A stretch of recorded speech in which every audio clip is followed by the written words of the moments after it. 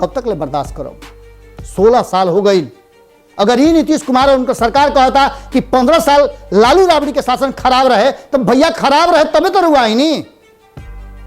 और आज लालू राबड़ी के नाम लेकर के अगर नीतीश कुमार अपना पीठ थपथपावत रहे या बचावत रहे अपन स्थिति, तो इस सरासर गलत बा और कहीं ना कहीं जवाब उनका से होके चाहिए। मजदूरी करे वाला, घर मकान बनावे वाला, जो रोज मजदूरी करे वाला मिस्त्री बाड़े, लेबर बाड़े, ठेकेदार बाड़े, उस सारा लोग के आंख से टप टप आंसू गिरेला जब ई कहेला लोग कि बाल बच्चा सब छोड़ के घरे आइल बनी। एगो अस्पताल तक नीमन नहीं खे जहाँ कि हम पैसा जैसे कमा के भेजबो करी तो इलाज हो जाओ। कि कहीं ना कहीं मुख्यमंत्री के कमी बा और मुख्यमंत्री ये बात से निकल ना सकले। कंस्ट्रक्शन के बात करी तो जमीन अधिग्रहित हो गई बा, लेकिन इतना ना टेढ़ा नियम बा। अब तो उद्योग मंत्री श्याम रजक काहे इस्तीफा दिले रहा? उनकर इस्तीफा देवे के पीछे कारण ये रहे कि हम खुल के काम कर चाहता नहीं, हम चाहता नहीं कि उद्योग धंधा लगा करके लोग के रोजगार सृजन करी, लेकिन हमरा वो में छूट नहीं। आज कंगना रनावत महत्वपूर्ण नहीं थी, महत्वपूर्ण बा उस सत्ता, उस शासन, उस राजनीति जो मजबूर करता कंगना रनावत के तरीका के बात कहे खातिर और ओकरा पर डिबेट करे खातिर पूरा देश अति कर दिले बा। लेकिन रोजगार से रुआ बेरोजगार बनी, रुआ चौक चौराहा पर खड़ा होकर के लोग के हंसी का पात्र बनता नहीं, राव जीवन खत्म हो जाता है जौन जाकर के रोजगार करता। जबकि कश्मीर की स्थिति बहुत दयनीय बा और कश्मीर में रोजगार के स्थिति बहुत बुरा भइल बा, खास करके जब से आतंकी गतिविधि हो या बहुत ज़्यादा बढ़ गई। लेकिन फिर भी जान पर खेल के लोग अपन रोजी रोटी कमाए और अपन परिवार के पोसे खातिर अपन जान भी दाव पर लगा करके लोग मजबूर बा।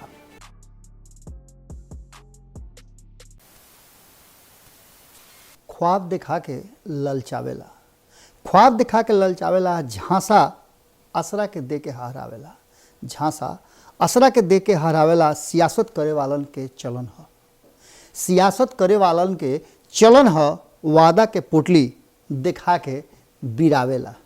गोड़ लागत नहीं हेरा से अभिनंदन बरुआ लोग के अपना कार्यक्रम जना के नाम है खूंटा ठोक के। रुआ लोग के संघत लगभग 54 दिन के हो गई जब खूंटा ठोक पर रुआ लोग के पहला खबर हम 17 तारीख के यानी कि विश्वकर्मा पूजा के दिन शुरू कैले रही। ओकरा पहले हमने के जबरदस्त झटका लग रहे एक दिन पहले और भारत लाइव बंद हो गई रहे। ये सब बात रुआ लोग जानता नहीं, हम ऐसे करके खाली बताए तनी कि 52 दिन में रुआ लोग के जौन प्यार दुलार मिलल ओकरा के बड़ा सहेज के रखे के हम कोशिश करता नहीं और रखले भी बानी।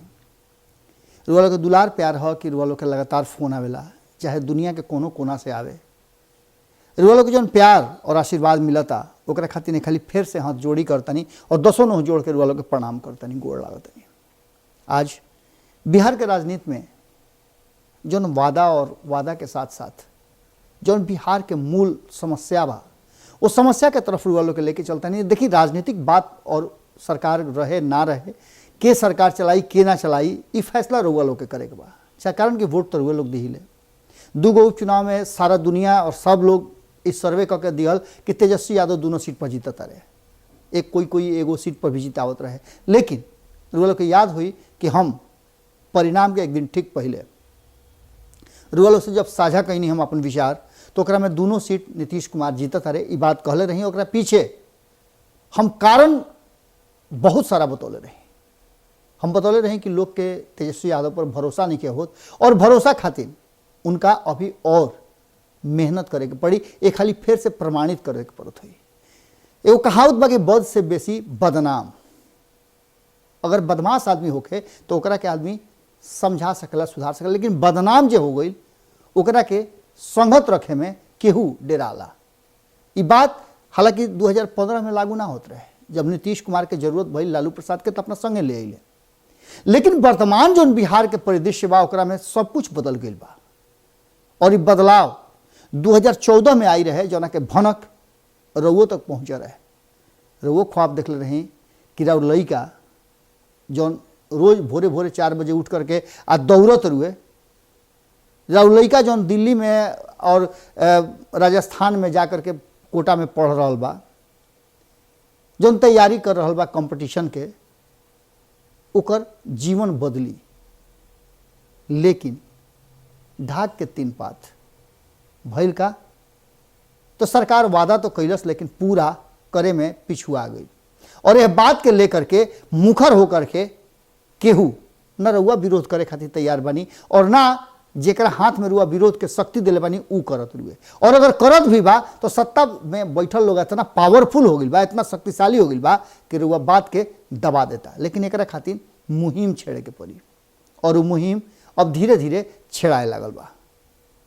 केंद्र सरकार होके नरेंद्र मोदी के या फिर बिहार में नीतीश कुमार के सरकार होके, एगो जहाँ 7 साल से ऊपर हो गई वही दूसर का नीतीश कुमार 16 साल से ऊपर बिहार के गद्दी पर बैठल हो गई उनका।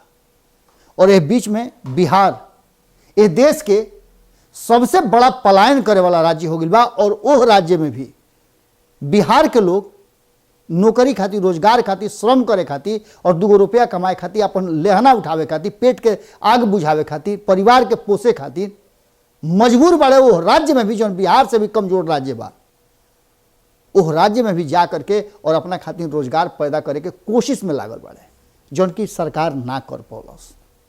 एकरा पीछे के कारण का बा, तर्क का बा और एकरा आगे जौन वर्तमान परिस्थिति बा, नीतीश के हर जुगाड़ फेल होके जा रहा बा।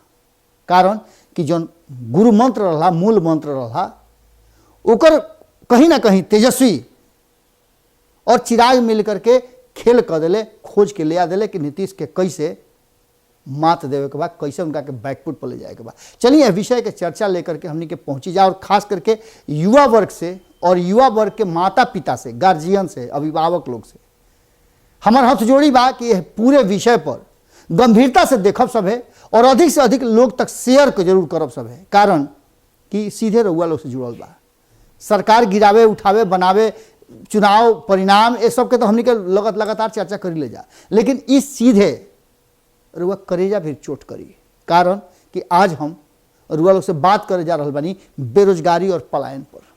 कारण कि अब के हाली हमरो बहुत जगह जा करके बड़ा तकलीफ भइल जब वैसा जा करके चाय के दुकान पर भीड़ देखनी और भीड़ में हौ देखलो रुआ बिस्कुटवा होला, चाह में बोर बोर के पिए वाला होते होते डंटा बिस्कुट की का कहाला ओकरा के चाह में बोर बोर के खाद जब देखनी हम अलग अलग जगह और बिहार के लोग के, तो करेजा फाट रहे।